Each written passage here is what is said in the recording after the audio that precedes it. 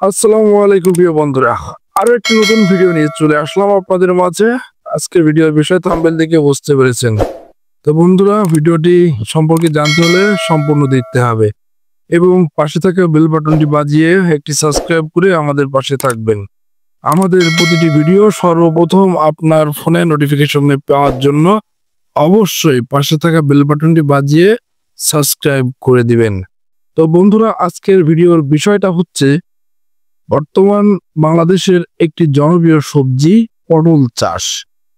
এই পটল চাষকে বর্ষার সময় কিভাবে খুব বেশি ফলন এবং বর্ষার পানি থেকে কিভাবে এই পটল চাষকে পচা রোগ থেকে বা গাছকে মরা রোগ থেকে কিভাবে বাঁচানো যায় বা এর প্রতিকার করা যায়।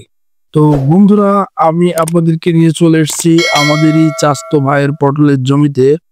তো আপনি কিন্তু দেখতে পাচ্ছেন এই পটলের জমিতে কি পরিমাণ, মানে পটলের সাইজ কিন্তু মোটামুটি 8 থেকে 10টায় 1 কেজি হয়ে যাবে। আর বর্তমানে কিন্তু এই পটলের দাম বর্ষার সিজনে কিন্তু খুব ভালো হয়ে থাকে। তো ভাই আমার পটলের জমিতে স্প্রে করতেছিল, এই মুহূর্তে প্রচুর বৃষ্টি হয়, গাছের পাতা কিন্তু একটু কোকড়াটে হয়ে যায়। তো এই কোকড়াটে হয়ে গেলে ফুল এবং জালি কিন্তু গাছে কম আসে। তো সেই জন্য ভার্টিমেগ নামে একটি ওষুধ ভাই ব্যবহার করতেছে।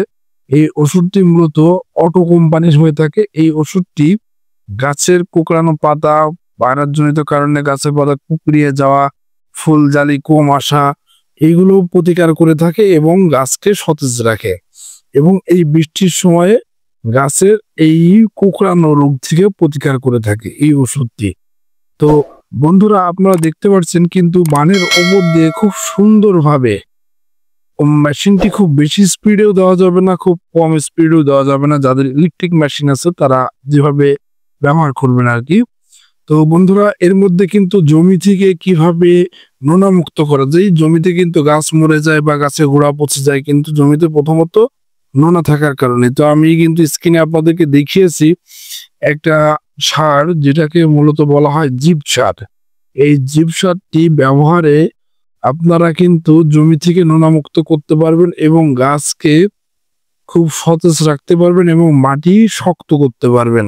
তো বন্ধুরা, এই ভিডিও শেষে কিন্তু চাষের মুখ থেকে আপনারা শুনতে পারবেন কি পরিমাণ লাভজনক একটি চাষ এবং এই যে জীব সার ব্যবহারের কথা আমি আপনাদের বললাম, এটার কাজ কি, গুণগত মান কি এবং কি কাজে ব্যবহার করলে এটি ভালো কাজ করবে। তো বন্ধুরা, ভিডিও স্ক্রিনে কিন্তু এখন দেখতে পাচ্ছেন পটলের জমিতে ভার্টিমেগ ওষুধটি স্প্রে করা হচ্ছে।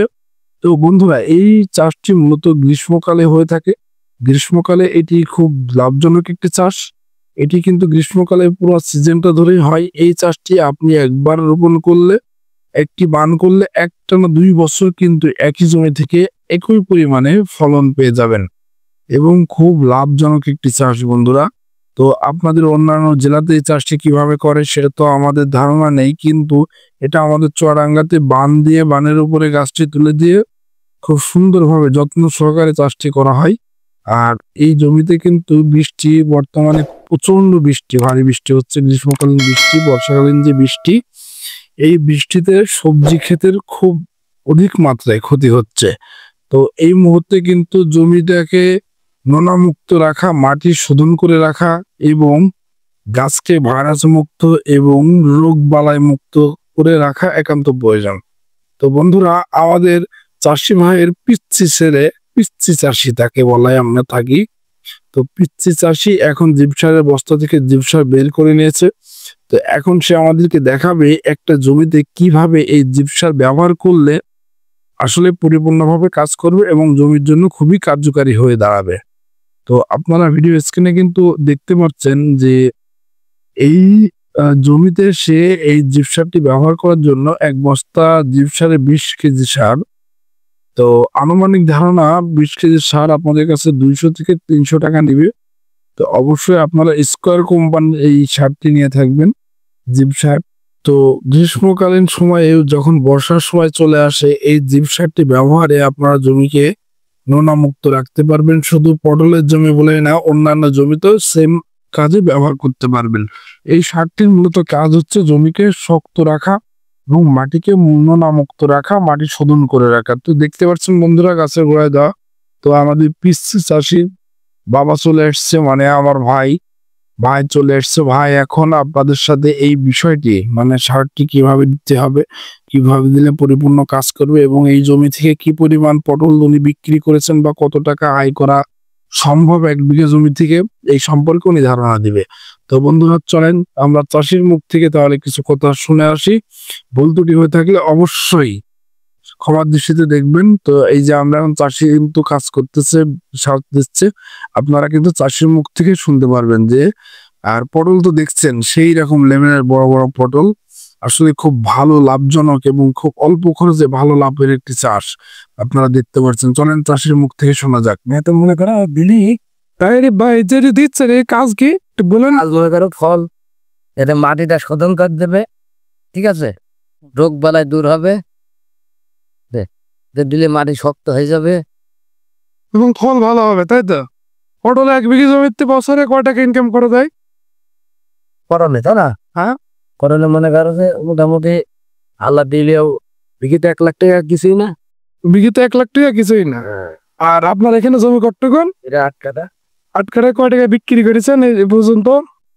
তো হিসাব নেই, তাও আনুমানিক মনে করো তাও 10-15 হাজার টাকা বেচা কেনা হয়ে গেছে। 10-15 হাজার টাকা বেচা কিনা হয়ে গেছে। তাহলে এখন দিচ্ছেন হচ্ছে জিপ সার। কি কোম্পানির এই সারটা? দিলে মাটি নুনা কাটবে। নোনা কাটবে। নুনা কাটানোর জন্য দেওয়া, যেহেতু এখন ভারী বৃষ্টি হচ্ছে হ্যাঁ, এই জন্য পটলের জিপ সার ব্যবহার করছেন। পচা মশা লাগবে মরা। আবার এটা দিলে উচ্চ ফলনও পাওয়া যাবে। দেখ, তার মানে মানুষ যদি চাষ করতে চাই তাদের জন্য ভালো, ভালো। অন্যান্য অঞ্চলে মানুষের জন্য ঠিক গমের জন্য এগুলো দিলে মাটি শক্ত হবে, এভাবে বুঝতে হবে, ঠিক আছে? অবশ্যই। মাটি শক্ত করার জন্য এই বৃষ্টি বাদলের সময় হ্যাঁ, মাটিকে নুনামুক্ত রাখবে এবং মাটি শক্ত করবে, সেই জন্য এটি ব্যবহার করা। দেখ, আলহামদুলিল্লাহ। প্রিয় দর্শক দেখতে পাচ্ছেন, তো অবশ্যই ভিডিওটি ভালো লাগলে আপনারা শেয়ার করে দেবেন এবং আমাদের পাশে থেকে আরো নতুন নতুন ভিডিও নেক্সট টাইমে দেখতে পারবেন ইনশাল্লাহ।